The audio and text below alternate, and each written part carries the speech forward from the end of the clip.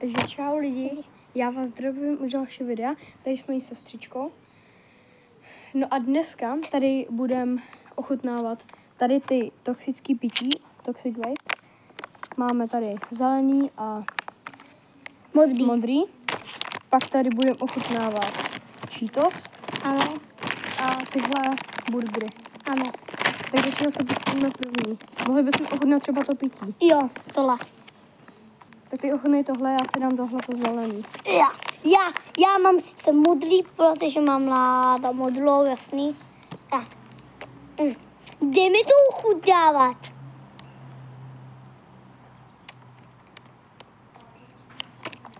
Ale jakože není to ani tolik kyselý. Jo, ale je to dobrý. Ale ono to dává smysl, protože já mám zase tady vlastně máte ten metr, to nejde vidět, ale vlastně tady máte ten metr toho, jak je to kyselý a je to úplně na nejmenším. Jo. A to, že je to na nejmenším, tak je to docela jako, trošku je to kyselý, no, trochu, ale. No. A teďka ochutnáme burger. A teďka ochutnáme tady ty Balí burgery.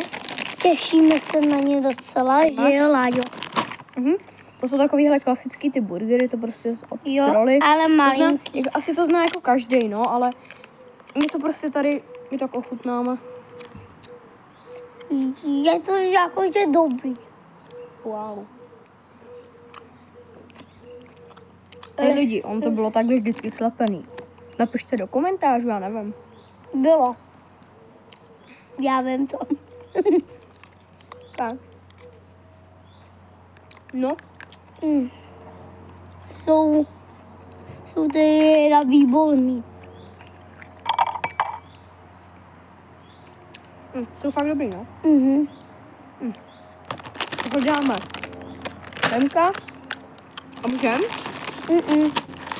si jít pustit do tady Cheetosek, který se těším asi ze všeho nejvíc. Protože to jsem ještě nikdy neměl. A tady to jsou. Jo, sírový jsou. Cheetos jsem měl, ale ne tady to. Jo, to voní. Maka. Voní to. Tak ne. To je taková ta kukuřičná křupka. To je stejný, jak si potom měla, jo. Jo. Ale na jedničku, tak. Tohle možná dávám na dveku a tam ty buly dávám na třetí ale tyhle Cheetos dávám na nejlepší. Jo, jsou nejlepší. Za mě nejlepší jsou buď ty burgery, anebo ty Cheetos.